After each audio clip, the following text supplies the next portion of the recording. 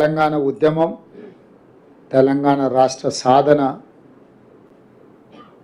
ప్రధానమైన అంశము నిరుద్యోగ సమస్య. నిరుద్యోగ విద్యార్థుల యొక్క ఉద్యమం, ప్రత్యేక తెలంగాణ రాష్ట్ర సాధన. అందుకే కాంగ్రెస్ పార్టీ ప్రజాప్రభుత్వం ఏర్పాటు చేసిన మరుక్షణం ఈ నిరుద్యోగ సమస్యను శాశ్వతంగా పరిష్కరించాలన్న ఆలోచనతోటి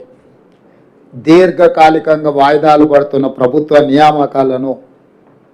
90 రోజుల్లోనే 30,000 మందికి ఉద్యోగ నియామక పత్రాలు పేరున ఎల్బీ స్టేడియంకు ఆహ్వానించి ప్రజల సమక్షంలో వాళ్ళ తల్లిదండ్రుల కళ్ళల్లో ఆనందం చూస్తూ 30,000 మందికి 10 సంవత్సరాలు వాయిదాలు పడుతున్న ప్రభుత్వ ఉద్యోగ నియామకాలను చేపట్టడం జరిగింది. అదే కాకుండా ఇంకొక 35,000 ఉద్యోగాలకు, అది గ్రూప్ 1 కావచ్చు, గ్రూప్ 2 కావచ్చు, గ్రూప్ 3 కావచ్చు, లేకపోతే డిఎస్సి నోటిఫికేషన్ కావచ్చు, ఇతర నియామకాలకు సంబంధించిన నోటిఫికేషన్లు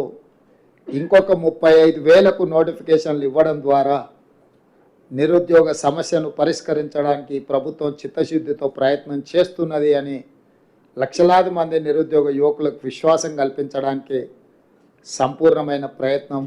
ఈ ప్రభుత్వం చేస్తున్నది. అదేవిధంగా రాష్ట్ర స్థాయి నియామకాలనే కాకుండా దేశ స్థాయిలో, అది కేంద్ర ప్రభుత్వ సర్వీసులకు సంబంధించి కావచ్చు, పబ్లిక్ సర్వీస్ కమిషన్కు సంబంధించి కావచ్చు, తెలంగాణ రాష్ట్రం నుంచి అత్యధికంగా ఈ ప్రాంత నిరుద్యోగ యువత పోటీ పరీక్షలలో పోటీపడి అందులో ఉత్తీర్ణులై ఈ దేశ నిర్మాణంలో, ఈ దేశం అభివృద్ధిలో మీరు భాగస్వాములు కావాలి, తెలంగాణ ప్రతిష్ట పెరగాలి, తెలంగాణకు సంబంధించిన మీరందరూ మా కుటుంబ సభ్యులుగా మేము భావించి, కుటుంబ పెద్దలుగా మా బట్టి విక్రమార్క గారు